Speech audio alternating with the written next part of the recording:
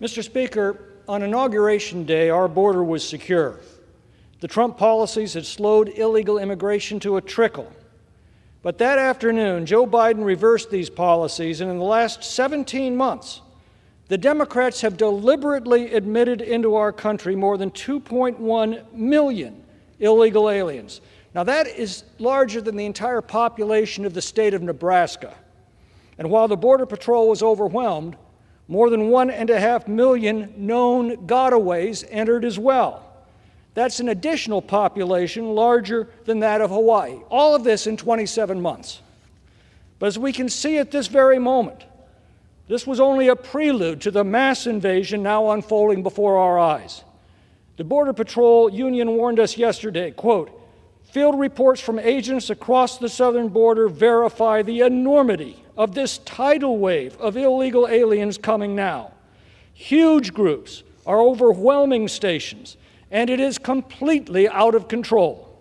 Massive releases beginning, and it's going to get much worse," end quote. Now, for Americans, this means classrooms packed with non-English speaking students, hospitals flooded with illegals demanding uncompensated care, violent criminal cartels and gangs introduced into our communities, fentanyl killing an average of 300 Americans every day, suppressed wages for working Americans, and the collapse of the social safety net that was supposed to take care of Americans in need.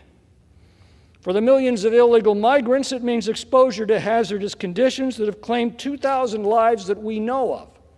Many arrive sick, traumatized, starved, brutalized, raped, and deeply in debt to the cartels. These are not asylum seekers. Asylum is a specific refuge for those singled out by their government for persecution because of race, religion, or political beliefs. Asylum is achieved by crossing the first international border that separates you from that government. Asylum is not an open invitation to bum rush our borders, but the Democrats have made it precisely that. If you make a fraudulent asylum claim, you're now guaranteed to receive immediate admission into our country. You get cash, a range of free goods and services, indefinite residency, and indefinite work authorizations.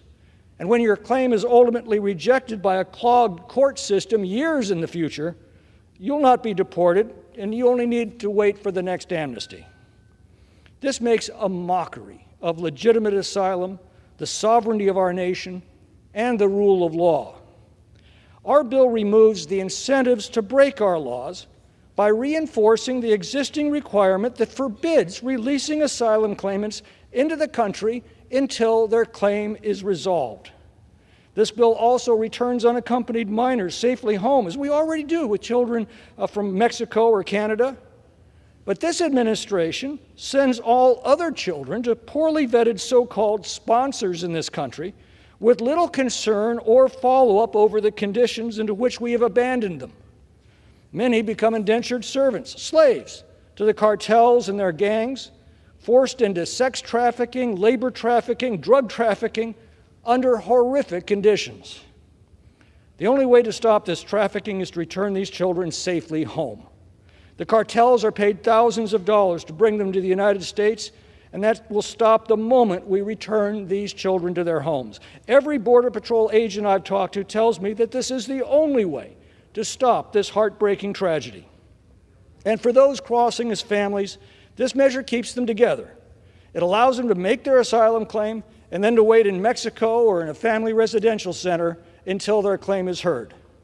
This measure removes the incentives for cartels to traffic children to pose as families in order to be automatically released into our country, as the Democrats are doing. I want to thank Mr. Biggs, Mr. Roy, Mr. Calvert, Mr. Carter of Texas, Mr. Johnson of Louisiana, Mr. Tiffany, and Mr. Moran for their work that comprises the judiciary section of this bill, and my thanks to the many members who helped craft it into its current form. Yes, we are a nation of immigrants. We are also a nation of laws. Millions of immigrants come to our country legally every year. They obey our laws, they wait patiently, they do everything our country asks of them. But meanwhile, millions of illegal immigrants are cutting in line in front of them, aided, abetted, encouraged, and rewarded by Democratic officials. It's been said that this bill has no chance in the Senate, and that if it did pass, it would be vetoed by the President.